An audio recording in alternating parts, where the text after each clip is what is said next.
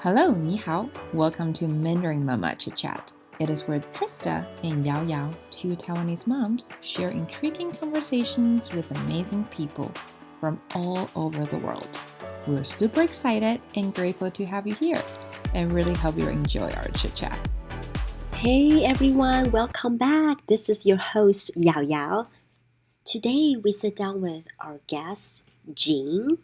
Jean is originally from Singapore. She lived in Hong Kong and United States before and currently living in Australia with her husband and 3 kids.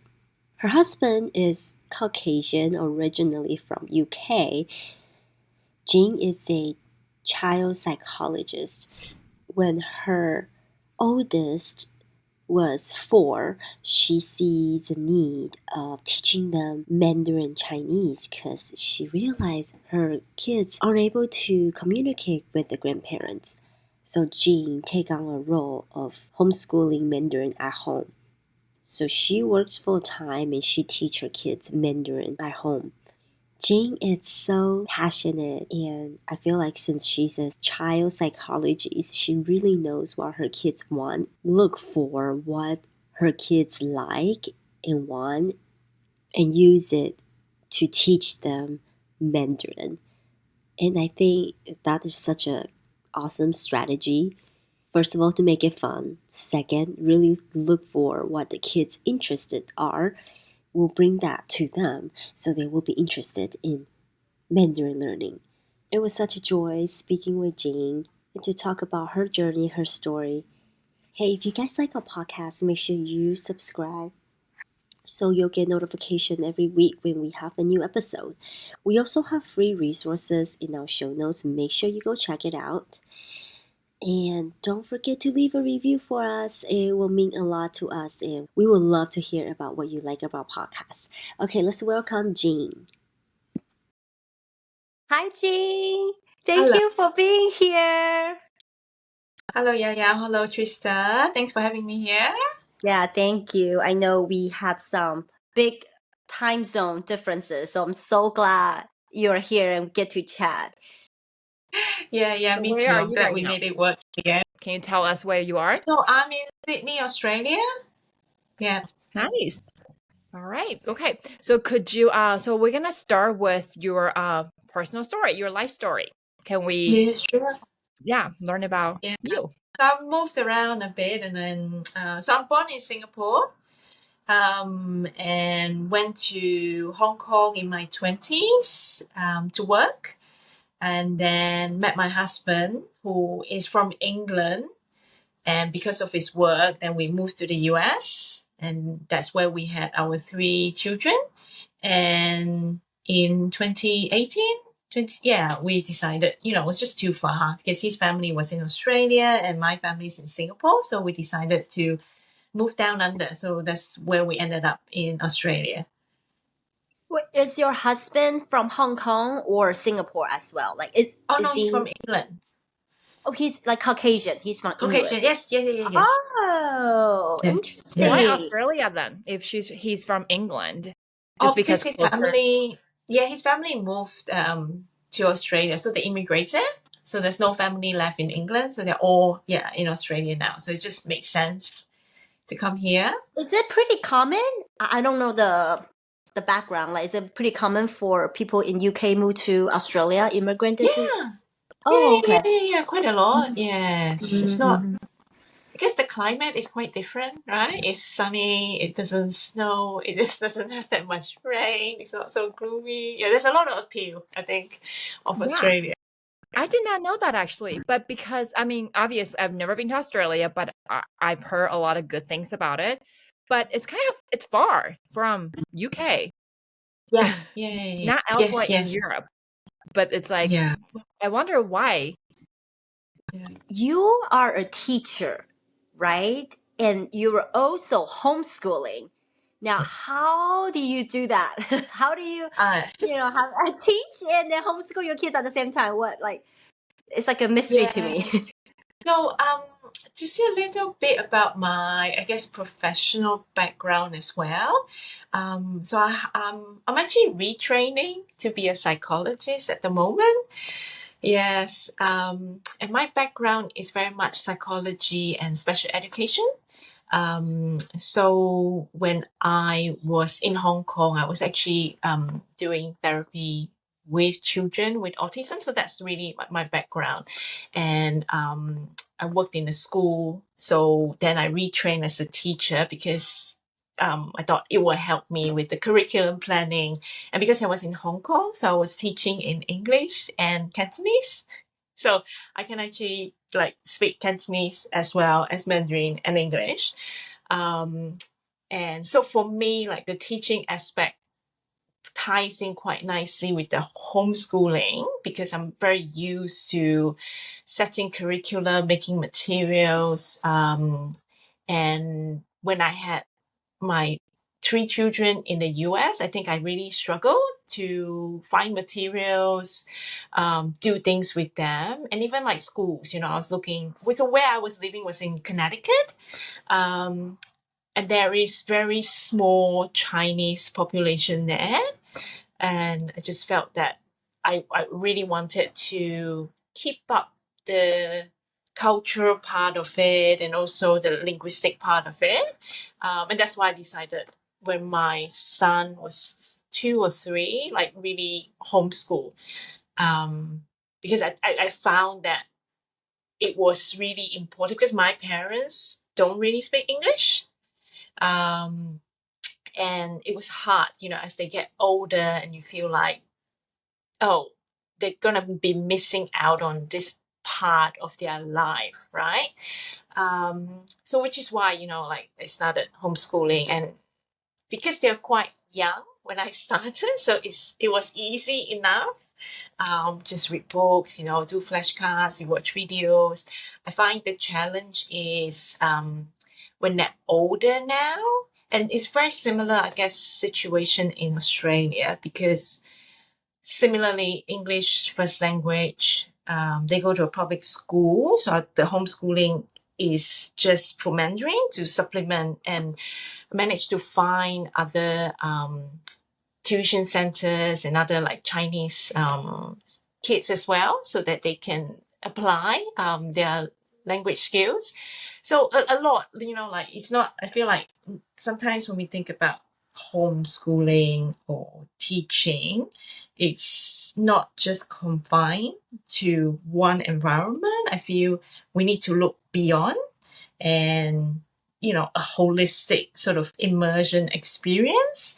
So in Australia, actually, we're quite lucky because there's a big Asian community. So not just like Chinese people, but, like Thai, Filipino. So they understand, it's really diverse and it's okay to be different, which I think is actually a benefit of being here and accepting. I think they become more accepting of that. Wow. Thanks for sharing. I feel there's a lot to unpack, and I'm gonna Yeah, dial back a little bit. sure. Clarify. So you are homeschooling your kids. You were homeschooling them full time, right? They just Yes. didn't go to school. Well, now Yeah. they're older.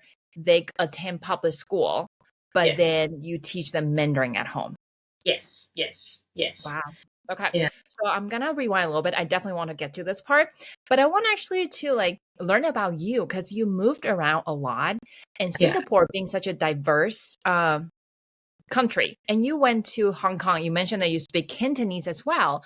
So could Yes. you share with us just like your experiences being in different countries, right? Like different places, and then what languages do you speak, and how were the language journey like? Like, did you and about your parents? Did you grow up speaking Yeah. So multiple languages and things like that? I just feel like you have so yeah. much to like dig into to Yeah, this. yeah, yeah. It's interesting, and I think that's the benefit of living in a multicultural, multilingual country like Singapore and Hong Kong, because the norm is you speak more than one language, whereas in an English-speaking country, I think the norm tends to be, you just speak one primary language, which I think needs to shift anyway. So I grew up actually, my family language is Hakka, so it's a Chinese dialect. So that was my first language growing up because my grandparents didn't speak Mandarin. they only spoke Hakka and they took care of me. So, until I started public school in Singapore, it was very much Hakka, and then it was Mandarin, and then English. Yeah. And then I guess because of that, I'm always quite interested in languages. So in university, I actually learned Japanese as well. Then when I went to Hong Kong, I already knew a little bit. So that's the beauty, I think, about Singapore, where we just mix a lot of languages. So I could understand Cantonese, but I couldn't really speak it. So when I went to Hong Kong, and as fate would have it, because I'm teaching children with special needs, Cantonese, right? So I picked up the language with them as well, and conversed with them. So it was really nice learning and sharing experience. And I found that because of my Chinese language, Mandarin Chinese background, it was far easier to learn, say, Japanese, which has a lot of Chinese influence. So there's like the kanji, the script itself is Mandarin characters anyway.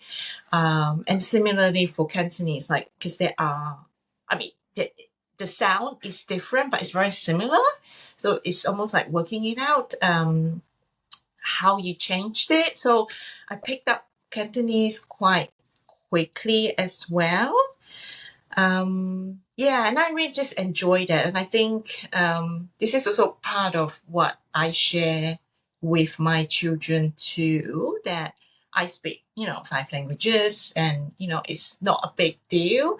And, it's just, let's keep learning. Like, what else should we learn? So my son actually he's now a bit older, he's 10 now. So some of the Chinese apps that his sisters are doing, he finds it too childish. So now he's on Duolingo. So I said, okay, why don't you do Duolingo and Mandarin, and then I'll do Duolingo Japanese, and now we can, learn together. And he thought, oh, that's nice. You can see the positive model, that it's not just I'm trying to get you to do something, like, hey, it's just great to have that growth mindset and just keep learning.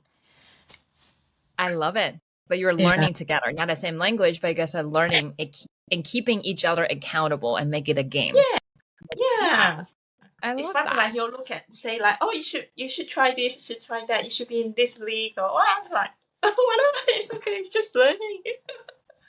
So basically, like in Chinese, right, there are like different dialects, like, like it's Hakka, Cantonese, Mandarin, all that. Like you speak a lot of dialects of Chinese. So I'm from Taiwan, so I speak Min as well, like Taiwanese or Ming dialect, and then Mandarin, the two. But I can, like I would not be able to understand or converse with a person who speaks Cantonese. But knowing Min and Mandarin, like if I hear a Cantonese word, right, and they tell me what it means, and I was like, oh, I can see how I can find the connection, or like, But then if I'm just like a person speak Cantonese to me, I would not be able to understand. But because the traditional Chinese script, which Taiwanese use, I mean, that's the same script that Cantonese use. I mean, there's some modification.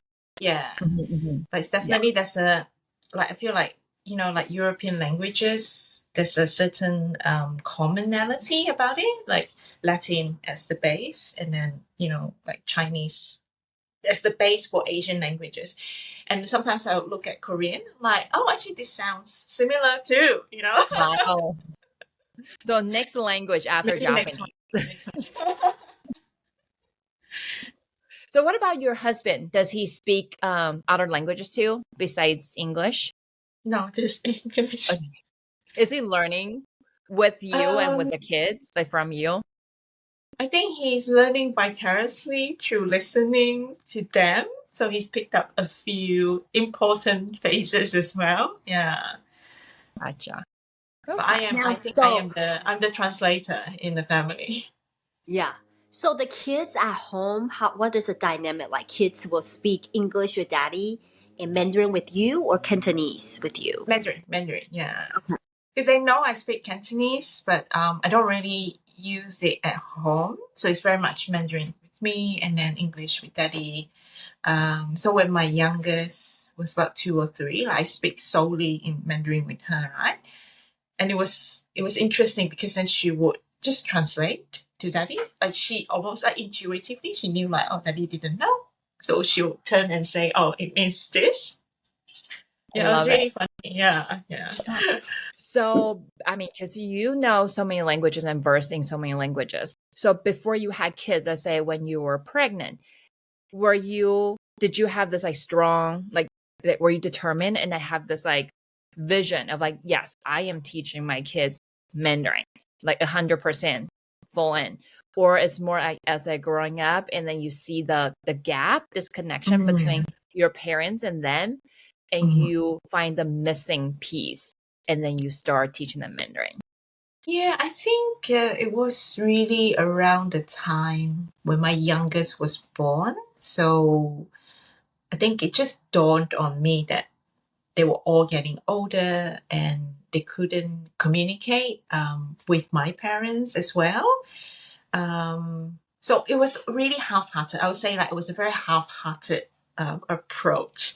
When my first two was born, I just thought, oh, I'll get some books, I'll do a little bit, and maybe it'll pick up somehow. And then I think when the third one was born and we were contemplating moving out of the US, that's when things became quite real, right? Like, oh, we might move to Hong Kong or Singapore or Australia or whatever. Like, it was just, you know what, it would be really good to learn Mandarin because we might end up in Singapore.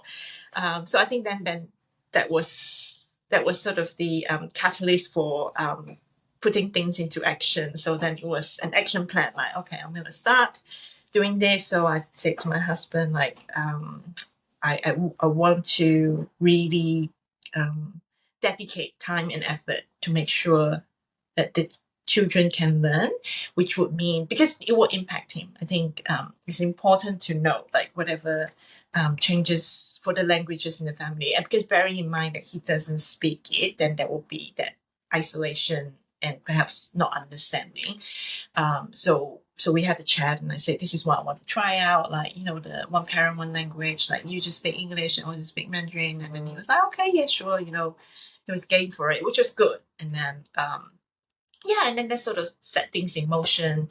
And I found that in the US, it was quite hard to find Chinese, Mandarin Chinese teaching materials.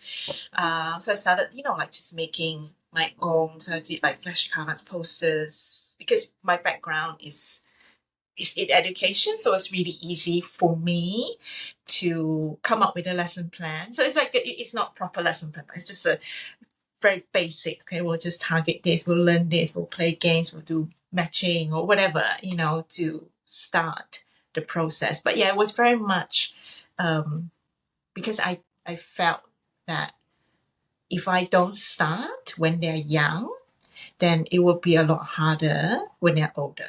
And I was reading a lot of books about bilingual education and like brain studies. So after reading them and understanding, like, I think they call it the critical period, right? Like of learning, like before the age of 5. And I actually see the difference. I do see it because my son, whom I started a bit later, as compared to my youngest, who, basically from birth, I was just speaking Mandarin with her. Like the way they pronounce words are different. Yeah.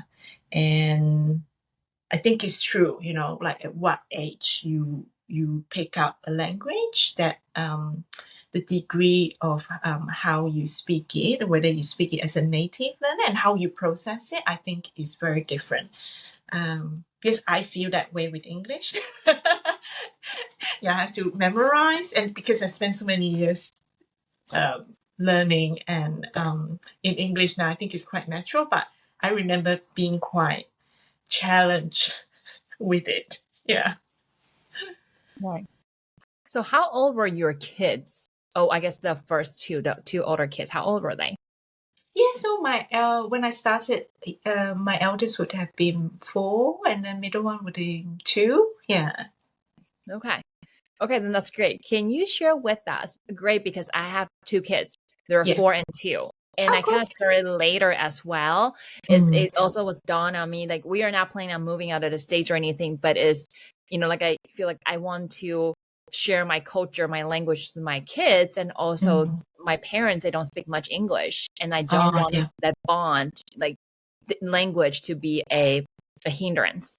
Right. Yes. So Yes. I would like, so could you share with us how did the transition go? Because like was resistance, because your two older kids, especially the 4-year-old, then probably was like, Mommy spoke English. Why all of, like, did you like slowly ease in, or just like, nope, I only speak Mandarin? And were there fight backs and things like that? Yeah, so I did a lot of um I did a lot of translation in the early days, especially for my son, because because like you say, because he's so used to, this is water. Why are you saying shui? Like, why doesn't it work now? And there was a bit more explaining in that sense because he was a bit older, and yes, there was resistance, and I guess going with the flow. So it wasn't like, no, this is what we're going to do now. It's just, oh, let's try this, and easing him into it. Whereas, like, I think for my two youngest ones, because they were still a lot younger, it was more integrating Yeah. within themselves that, oh, like I don't know how, but maybe it sounds different to them. And I think, like, biologically, like neurologically, there is a difference, right? Or how you process sounds. And like they could just do it. They could just tell that it's different and use different languages according to context and person. And I just try to make things more fun. So like with my son, it's very funny because he loves Chinese food. So like That's to the Chinese restaurants, we have dim sum, and then I'll explain like, oh, this is cha sao bao, cha sao bao, and then like just picking what they're interested in and going in from there rather than, okay, let's bring out all these materials or books and sit down and have a lesson. So it's very much easing into it, and like I said, I don't feel like homeschooling is just learning to read or learning to write or learning to speak, or it's not just the language. I think it's beyond that. So making sure, like, we celebrate all these festivals, which they love, like Chinese festivals, they love it. And then when they're interested in it, is okay, let's talk about the Chinese zodiac, and then we can learn about animals, the 12 different animals. So yeah, just using that interest, I think, is really important for young children, and especially, like you say, ones that are now picking up Mandarin as a second language as opposed to picking it up as a first language. Yeah. I think that's a great strategy. Basically, make it fun and know what they're interested in, and kind of baby step, Yes. slowly, right? Not just like, okay, we're doing Chinese lessons starting today, 1 hour a day. I think Yeah. they will hate it. Yes. Yes. And I think that's where maybe that's how we learn, isn't it? Like, Yeah. lessons, we'll go to school, like Mandarin Chinese class, and then lots of writing. I hated writing. So I don't do that to my kids. And to be honest, like with my eldest as well, I've not really focused on writing because the way I see how globally children are going to write is going to be speech dictation, it's going to be pinyin. So we've done some pinyin lessons. So I just get him to hear the sound, type it out, find the character. So that's sort of modifying our curriculum, and just skipping the really hard part. Because I think you gotta give and take and have a balance, because we're not in, let's say, Singapore or Taiwan, where or Malaysia, where you have to sit for exams. It's very much, I want you to learn this language, so in the future can use it when you say go to China, or if you want to look up things, or for your own leisure. Like that is very much my objective for them. Yeah. And being able to connect with the family, I think that's also part of it, which they all get. They love it. Like we'll FaceTime my mom and dad, and I say to my parents, like, just speak to them in Mandarin, like don't speak in English, like they could. So so we've done that. So then they understand, oh, there is actually a need. And I try to take them, like in Australia, because you have like Chinatown as well. So like pockets of the city where it's just predominantly Mandarin people. I'm like, just order in Chinese. Have they gone back to Singapore and really put the language in use, or Hong Kong? 2 years ago, we went back to Singapore, yeah, which was really good, because I think that's the beauty of a multilingual country. You will, well, okay, for example, like you could go to a food court, right? And you have the menu, and the menu will be in English and Mandarin, right? So then I would say, like, it's just learning opportunities. Like, oh, you want to have a mango dessert, right? For example. Okay, so you have to read, like, what do you have? What is it? It's like mango. Okay, so you ask the lady, like, what you want? 请给我芒果布丁, So then, like, just coaching them, teaching them, and yeah, they would do it. And because then they see the need, right? Whereas in, say, the English speaking country, it's very artificially set up by us. Yeah, which isn't natural, and they get it. I mean, they know it. Like, oh, you just want me to practice. Whereas, like, I think going overseas, going to Mandarin speaking country, I think is one of the best ways to use that language. And I think see the value in using it. It's not just, oh, it's just a language that I have to do. Yeah. Right. I think like having the need, and it's like basically like incentive the food. I want this food. How do I get to it? Right. Like that's like the motivation. And that's so true though. Yeah, I think they're probably proud of themselves too, right? Ordering food by themselves. I took my kids to Taiwan too every summer, and my kids loved, in Taiwan, so many convenience store like Family Mart, 7-Eleven, Oh, like yeah, yeah, yeah. Yes. every corner, right? So they love to go in and like buy stuff on their own. Like they like to those 养乐多, those yogurt drink. Yes. Or they'll get like snack, and then mommy, I got it. So they'll go in and they can use, it's called yo-yo card. You can put money in this card, and you can write MRT, and you can also use it as, you can just beep and then purchase stuff in convenience store. So they love that. They feel like, oh, they can do it on their own. But in Taiwan, it's very funny because the cashier will ask a lot of questions. Because in Taiwan, they're, oh, do you want a receipt? Do you want a receipt going to this app? And they're like, what are they asking? It's like, whatever they ask, to say no, 不要. Yeah. But yeah, I think going back, like you said, really helped. Just being that immersed environment. Everyone is speaking that language. Yeah. And I think that's also different ways of viewing how the homeschooling goes. I think when you're younger, it's very much general knowledge, right? Like the thematic stuff, like, oh, you need to know your animals, your transport, blah, blah, blah, blah. But as you get older, then it becomes a functional language, and just asking, oh, 你要发票是吗？发票, right? Like receipt, like, yeah. They might not understand it, because in the US, nobody's gonna say that to you. So then it becomes, hey, let's watch a video of like a Taiwanese cartoon or whatever, and then they understand, oh, this is what they're talking about. Yes. Yeah, you're so right. sometimes we do that. I was like, 发票 is receipt. Now you know. Yeah. So like Duolingo is great for my son now, because it's a lot more like functional communication, conversation type. But we also like watch videos. Or maybe, I don't know if you have Netflix, right? So I've been watching Jay Chow.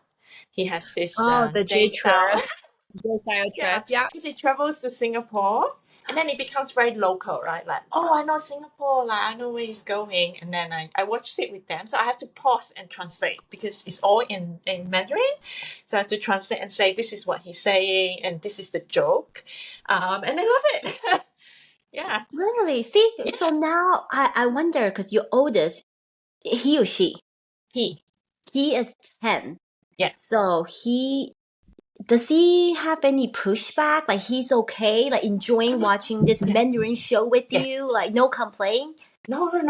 Yeah. That's awesome. Yeah. Because it's also finding things that they're interested in to watch, right? I think in the past I did force them. I say, oh, this is Mandarin hour. So everything you watch needs to be in Mandarin. So they're like, what? Because you can get like, Disney, Netflix, you can actually just switch the audio setting on it now. But then because they know like you just switched it, this is meant to be in English. Oh, so my kids will be so mad. yeah, they were like they were very resistant. Like, I don't want to watch it. I don't understand. I don't want to do this. So then it became, for me, I just sort of reflect, right? Like, do I really need to force them or should I think about something different? So then I started looking at like Chinese language shows that are, first language in Mandarin. Like, so I found that and I thought, oh, they might like it, and they did. And so there was no pushback because they know that the show is in Mandarin. Right. Yeah. But they so I actually, think finding those things according to the age as well. I think it's nice that you found a show that they actually enjoy and is in Mandarin. Yeah. Because when I took them back to Taiwan, when they watch TV, they know they have no choice. If you want to watch TV, it's going to be Mandarin cartoon. So they just watch cartoon in Mandarin almost every day, an hour, 2 hours a day. And it's fine. And it's funny. They'll pick up some vocabularies that they never learned before. But like here, it's so hard for me and stay because they know Netflix and what Disney Plus. It's all in English. It's mommy's going to switch in Mandarin. They'll protest. Yes. So that's why I think taking them out of context is really important. And also, what I started doing last year as well, because even though where we live is quite diverse and there's lots of opportunities for the Mandarin language, they didn't have a group of friends or peers that they could practice the language with. So I actually approached a Mandarin language center. So like they do after school programs at schools. So then, I was like lobbying like other moms, like, do you want to do this? And then got in touch with them and say like, can we try and put something together? So now we have a class after school in their school. So there are, like a few other children whom they so you know teach. they can speak to. No, I don't teach it because I actually work full time as a psychologist. Yeah. So I'm outsourcing it now. Yeah. Right. But you're like finding your community, right? Finding resources for your kids. Yes.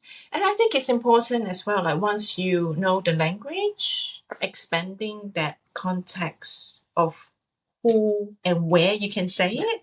So for example, if I take my son to like one of those like shops, right, like convenience shop, and obviously the person is Chinese, I'll say speak to them in Chinese and they will try, like, oh, 请给我 whatever, or they will say 谢谢, and they're very happy. Like the shop owners are always really happy, right? So which then positively feedback to my children that, oh, great, like using this language is also another source of joy and accomplishment because they understand me. Yeah. So I love, like, you are so like passionate about it, and then you're outsourcing, you're finding resources and all that, given like you're working full time and then have 3 children. So I have a question is, how do you like, how do you homeschool Mandarin? Is like a structure, or it's more like we just converse majority in Mandarin, or kind of like you try to speak with them in Mandarin majority of time, but there is actually a dedicated time and hour that, hey, this is class time, like with like more structured. Like, just can you share with us how you're Mandarin homeschooling is like. Yeah, because I was gonna ask the same question because it has been 6 years. That do you have like certain curriculum that you develop yourself or maybe you purchase somewhere? Yeah. So I don't try to make anything too structured now because it's sort of in the flow of the week and the day. So after school it will be just, let's read some books together, like Chinese books, like depending on which child. Either they pick it or I pick it. I think the youngest one, I still pick the Chinese readers for them. And just, I don't do a lot in a day. I feel like reading needs to be done daily because it's a skill, right? It's a practice. If you don't, like, if we could cram everything in a week and not do anything for 3 weeks, but that's not going to be beneficial. The daily practice, I think, is more important. So it's just using like the readers and then working on, like, say, comprehension or understanding the concept. Because like my children, I realized this, like my children are very good at reading the words, like, but they may not understand what it means. So they can just, fluently read through a book. But if you ask With like, pinyin or no, pinyin, they character? just read the Chinese characters. Wow. Yeah. And I try to choose readers that has no pinyin because I find that because they can read in English, it becomes harder for them to read the Chinese characters because the pinyin is so distracting, right? They just then gravitate towards it because they also know that's an easier way. Yeah. And then what else do we do? Like writing. Yeah, I'll just, practice writing. We do that. Like with my son, I try to do a bit more complex, like, story. What's that? Like, you read a story and then you summarize the story, like 内容大纲, like a story map almost. And then we've also, depending, like I find that I do a bit more during the holidays because I've got more time. Then it could be, let's, do a project together.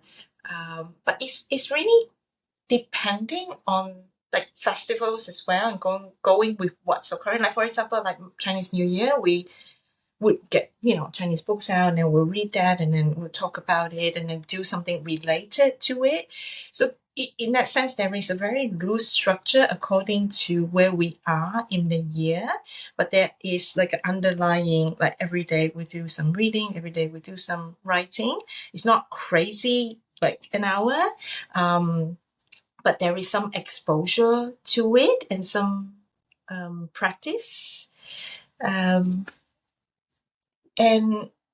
like every day, my children, like, I'll get them to also use the Chinese apps. So like my son, he really likes Duolingo because he feels that that's older, more appropriate for him. So I said, fine, just do that. Just I'll give him like 10-15 minutes, like that block of time. That's what you should be learning. And then because my two daughters a bit younger, so they use different apps. So we tried quite a few. Like there's there's like there was Galaxy Kids. Like we did a lot, but then they still just like that one app. So I said, okay, fine, as long as you're learning and then revising. Because again, I feel like sometimes with the apps, it's great because they want to do it. They think it's fun, but they may not always remember. So I would make sure, every 2-3 days, I just check like, oh, what have you been doing? Share with me. Because I think there are dangers as well to using apps because you sort of leave them to do it, right? And you think they're learning and they are learning some things, but whether it really sticks is another. Yeah. And like we use Hongren Shizi quite a lot. I don't know why they just really like this. So I think other parents might find other things that the children might like more than others. Another one that they really like was Mommy Stars. for my girls because they like cats. So then it was like, oh, I get to feed the cat cakes and lollies. And then my son was like, it's so stupid. Like it's just really different. So you have to try things out, basically.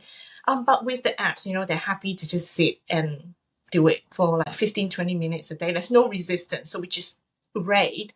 But I think you have to be careful that you're not just handing something over and thinking that that's how they're going to learn. That's not how they're going to learn. How they're going to learn is really that checking in, reinforcing that learning, making sure they know what the character is and what it means.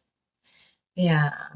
So I don't know, like, because I sort of have a very rough roadmap in my head, like this is where we're going to go. And I do get textbooks from Singapore, but I don't find that it's more to guide me on developmentally and where their language skills should be, but I don't follow it very formally.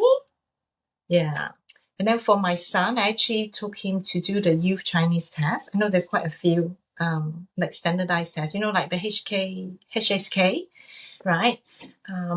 So that's the younger version, which is the YCT. So I took him to do it, and he was really happy too. Nice. It's just to try, and I think, well, because I've been teaching you for so long, I actually don't know what level you're at. So let's go and do it. And he was really game, so we did it. So we've been also using that as a gauge to how well he's learning. Nice.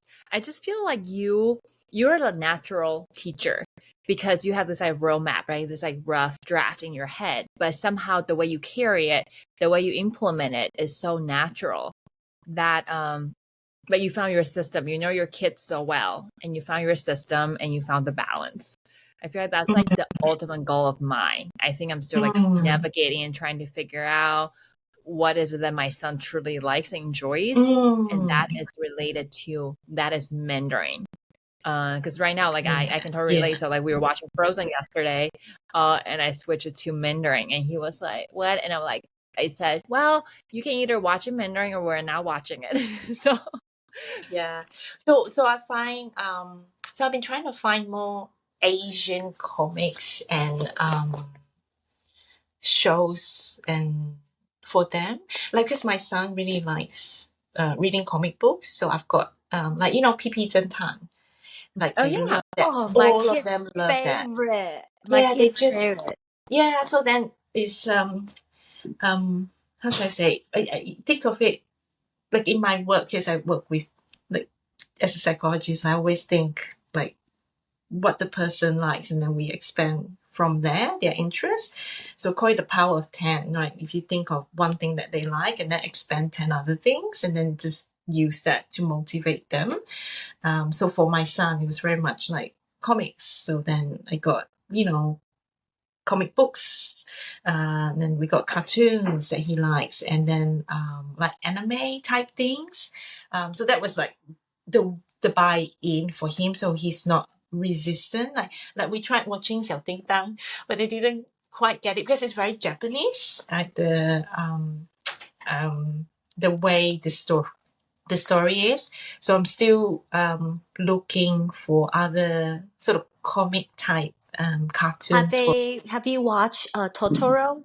Long Mao? Not yet. so long. Yeah. I was Totoro. gonna try that.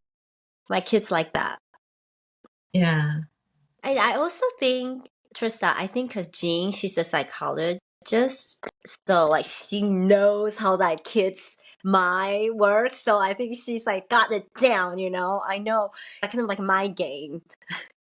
Like she knows exactly what to use, what tools, and it will trigger their interest. Yeah, I think just balancing it out, and I think routine is really important, especially for children who are resistant to learning. Like, it's not even just for Mandarin, like whatever they're resistant to learning, if you build it into the routine, then they will understand that's an expectation, right?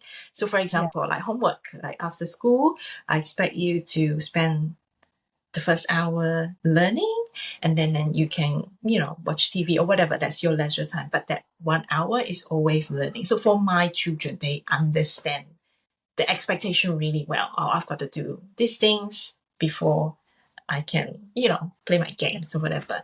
So then it's not a everyday struggle to get them to sit down, do the things that are set up for them. Like, it's just in there.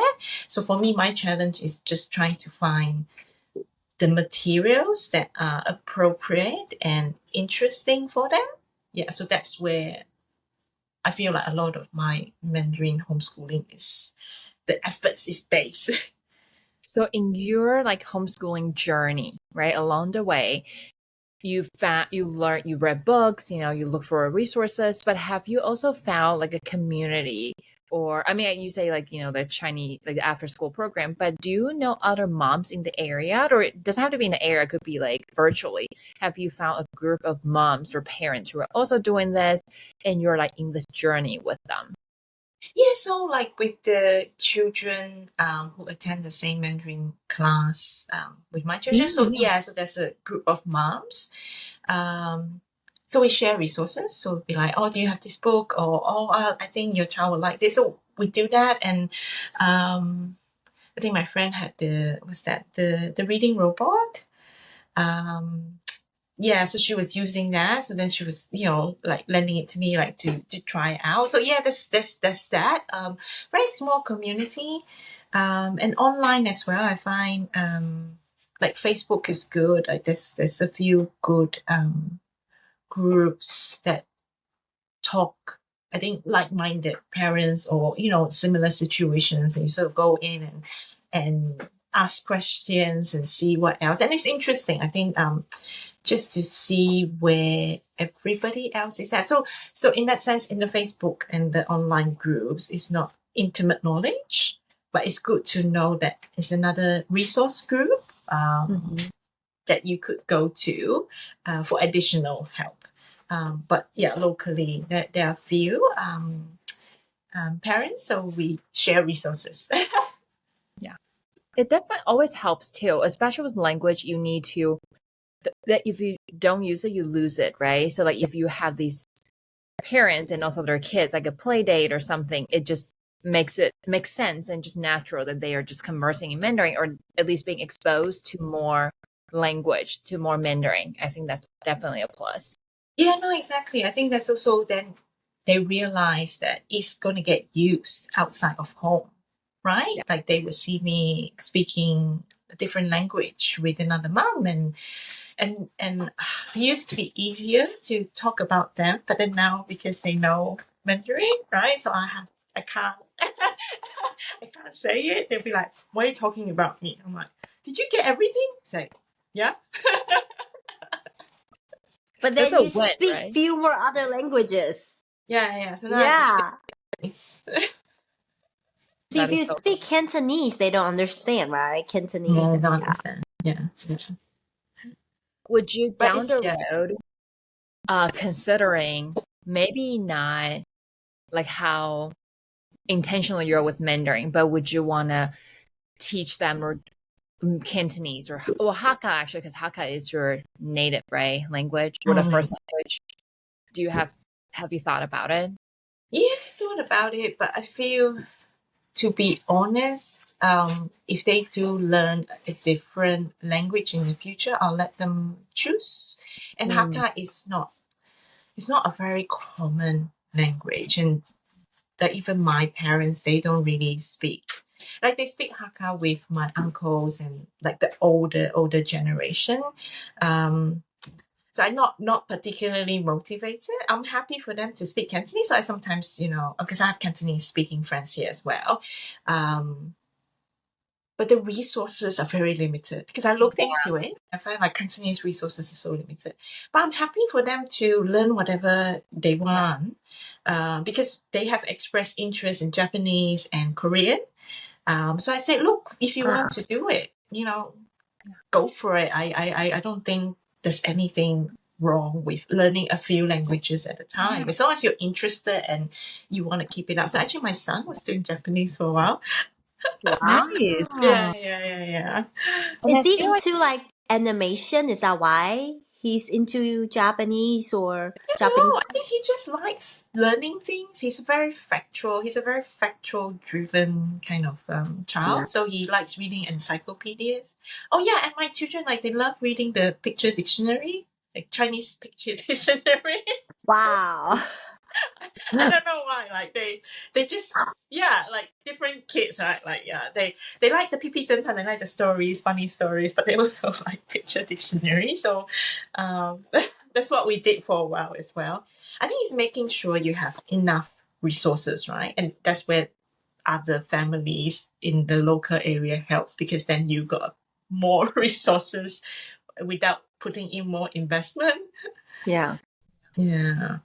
nice. But in the future, like look, more I think more trips back to like Singapore or Chinese speaking country. I think that would really help. Yeah. To make things real. I think make the language real. Yeah. Yeah. Now I want to know, lastly, what will be your goal for three of your kids in this Mandarin Chinese journey? Yeah, so my goal has always been that they enjoy learning the language Mm-hmm. and that they will be able to read and speak. So I don't really care about the actual writing. Because like I said, I feel like, look, we're just going to go to speech dictation and pinyin. You know, I don't even write Chinese. I can, but I don't. Like most of the time, I use pinyin. So you know, my expectation of them is very much it needs to be a functional living language that you can use. So if I've said this to my son as well because he really wanted to go to the Great Wall of China. So I said, well, then you need to learn how to say it, and you need to be able to, you know, get to this place, and that was the, like sort of buy-in for him. Like, oh yeah, okay, this all makes sense. So yeah, my goal isn't, you know, you need to score, you know, high marks on a exam from the Singapore curriculum or anywhere else. It's just you need to have that basic, I mean, basic to advanced, I think, proficiency, and just love learning things. Yeah. Yeah. Yeah. Right. I Because think that they happens. also identify, you know, like I think the identification part is important as well. Like you identify as being Chinese and you're proud of being Chinese, right? And yeah, they're very proud of like their Chinese background. This is what we do. This is Chinese New Year. This is what we eat. And mommy, can you come in and show the class? So I did that with one of my daughter's class as well. I just went in, wear my cheongsam, you know, got all my Chinese gear out, my Chinese drums, my Chinese. I got the lion dance. Yeah. So I did like a whole hour of learning, and you know, to me, it also solidifies and like positively support them that this is who I am, and this is what I speak, this is what I know, and it's a gift, it's a strength.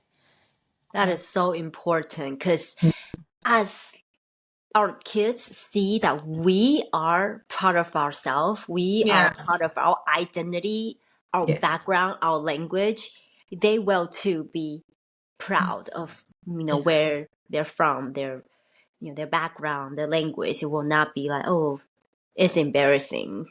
Yeah, because That's a huge goal. Yeah. there were times I think, especially when I lived in the US, because I was very much the minority in a very Caucasian town. Like even trying to speak Mandarin with my kids in public, you feel very conscious that you are speaking a different language, right? Oh, we talk about that all the time on our podcast, right, Trista? Like, I mean, we all have that phase, and Yes, growing yeah, up, we moved, both Trista and I moved here when we were teenage years, and we all have that phase, and we're like, we just feel like so small, like we look yeah, different, and we speak yes, differently. Maybe the accent, all that, just so conscious about, being I don't know what it's like in UK or Australia, but at least in the US, that's where we experience. But now we're older, we have kids, yeah. we are proud. We've grown skin. Yeah, so that's so important, and that's my goal too for my kids. It's been so lovely, and then just like inspiring to hearing that you are succeeding. You're like thriving this like journey teaching your kids Mandarin. Well, Yeah, thank you it's so a much. hard And then, journey, but I think it's important. I think. yeah, right. So, could you share with us before we end today's conversation? Could you share with us where we can find you? Because I know you have a Instagram page, right? Account that you share so many great resources. Yeah, so I've got Instagram account, Mandarin Homeschool. Also have a web page, also on Facebook. Yeah, so that's the three primary channels where you can find me. Do you sell anything on your webpage? Is it like a blog? Yes, so I do. I do have educational resources. I have not been very good at uploading them, but watch this space. Hopefully, I'm in the midst of setting up another blog for the resources, but some of them are on Teachers Pay Teachers website. Yeah. So if Well, you you look do up, have a lot of you have a lot of passion for this because you have a full-time job and you're doing this kind of like on the side. So you must yes, love it so much. This yeah, teaching I the wish I have language more and culture. time to do it. It actually, I love doing resources. I love creating things, and then because I use it, so I know, oh, it works or it doesn't work, right? So I've got my test subjects. So you use it, it works, you share the love and the resources to everybody else. Yes, It's amazing. that's And then awesome. everything is Mandarin homeschooling, and I will link all the links in the Mandarin show notes. homeschool. So Yeah. yeah, I will link it so people can find you and use your resources. Oh, thank you. Thank you very much for the chat today. Really appreciate the time and No, Thank you for coming on the show. yeah, thank you for sharing your story and your journey. And you are amazing teacher and mom to your kids. thank you. I think Thank we you. all are, even just starting on this journey and Mhm. trying, may not succeed in the same way, same speed, but I think the trying is the important part. Yeah, I Yeah. think we all are on different stage of the journey, bilingual journey, but I think every one of us is just we're trying our best and Yes. Yeah. all right, thank you so much, Jean. No, no, thank you. Thank you, Aya. Thank you, Trita. Thank you. Bye. Bye. Hey, thank you for listening. I hope you enjoyed this episode that we brought to you. If you like this episode, if you learned something from us, from our guest, make sure you share it to your friends so they can enjoy it too with us. Bring them into our community. We can learn and grow together. Make sure you subscribe to our podcast and leave a review so we can hear from you. And don't forget to go to our show notes for our free resources. We will see you next time. Bye!